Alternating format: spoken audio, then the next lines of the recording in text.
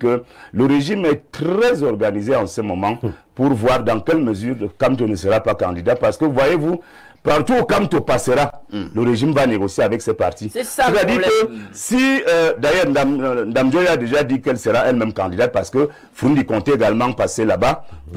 Kamto pensait passer par l'UDC pour être investi. Maintenant, les autres petits partis qui ont deux conseillers, comme Denis Emilia Atana, comme Célestin Bézigui, comme Kwemo et les autres là, eux, ils attendent les propositions d'argent. D'autres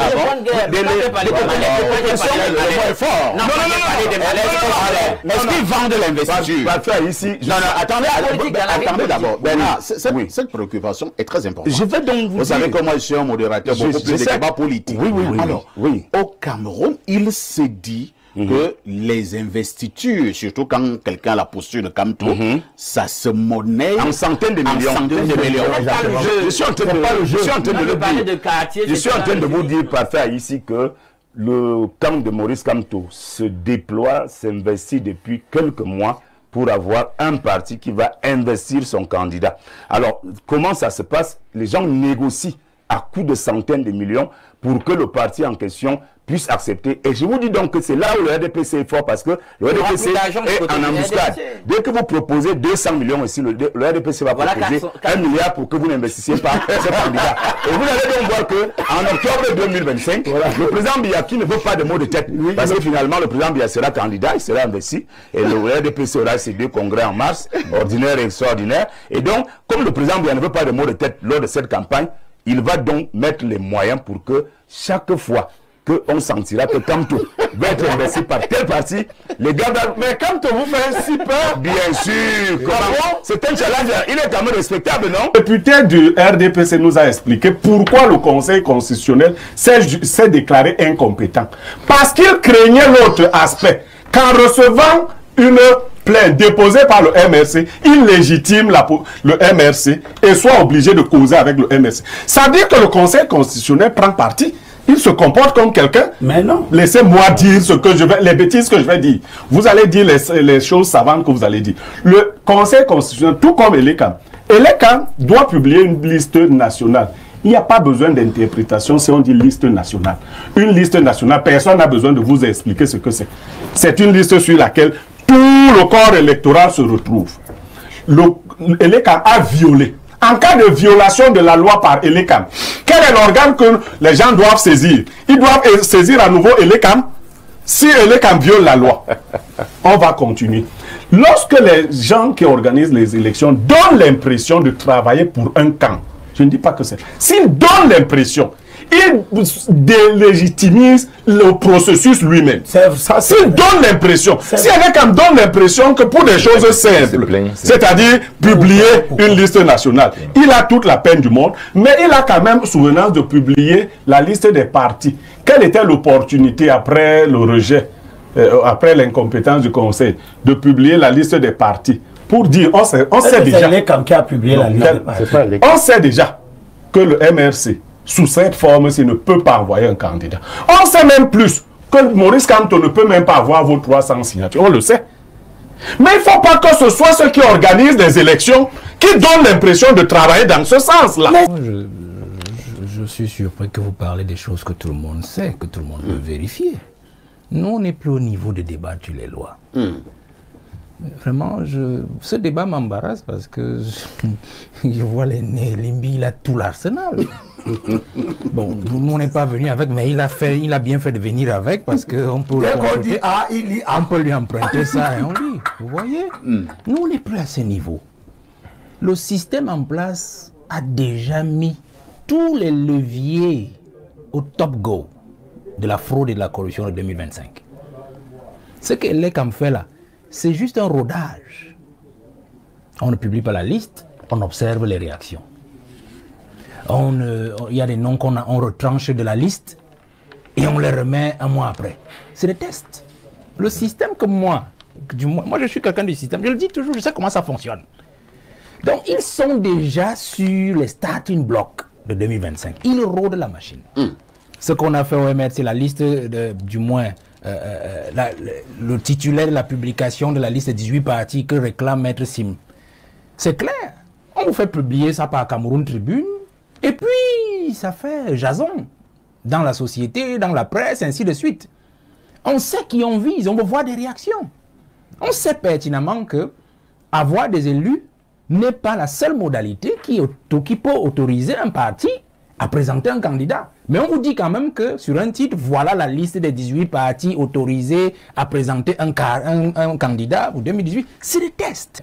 C'est la loi est claire, non? Quand on dit que le parti politique qui veut présenter un candidat aux élections doit avoir des élus, s'il n'a pas des élus, le candidat peut rechercher les 300 signatures. C'est clair.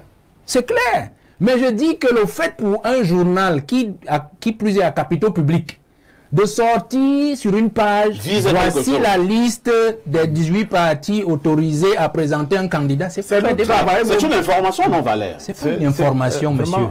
C'est pas une information. Peut-être pour le public qui n'a pas... C'est un teasing, mais peut-être pas pour les populations, monsieur Lambda, qui n'a pas la liste des partis en tête. Mais on sait que, quand on le dit, chacun va chercher son parti. Chacun va chercher d'abord son parti pour dire que je suis même dans cette chapelle politique. Est-ce que nous aurons un candidat? Voilà. Conclusion, chacun en fonction de son appartenance dira je suis dû. Donc mon candidat, mon parti ne peut pas présenter mon champion. Le débat est lancé. Et conséquence, nous nous retrouvons devant vous en train de débattre de cela. Donc la machine test, c'est la psychologie populaire que le pouvoir en place est déjà en train de tatillonner, là, de guillonner. Il faut faire très attention. Moi, je veux donc dire que nous ne nous situons plus à ce niveau. Vous parlez de l'opposition, vous comprenez? Je veux dire que ce que l'aîné Limbi a dit, pour moi, est fondamental sur la psychologie des candidats ou la psychologie du leader de l'opposition. Moi, je ne suis pas entré en politique pour devenir président de la République ou ministre ou quoi que ce soit. Je ne sais même pas. Il y a un moment où je me demande, mais qu'est-ce que je fais même dans cette affaire? J'ai tout abandonné avec tout ce que j'avais pour venir en politique. Mais je me suis rendu compte d'une chose. Je fais partie justement de ceux qui sont chargés de la transition même dans l'opposition. Parce qu'il y a un leadership de l'opposition qui devra être balayé à tout jamais. Ah bon? Parce que Biya qui s'en va là, nous disons toujours qu'il s'en va avec son régime. Vous pensez que c'est seulement avec le régime? Biya partira même aussi avec son opposition à lui depuis 43 ans. Mais dites-moi, un prochain président de la République qui arrive, mais attendez, ce n'est plus ce que nous voyons là, hein, qui seront des opposants. La nouvelle génération ne veut plus les voir.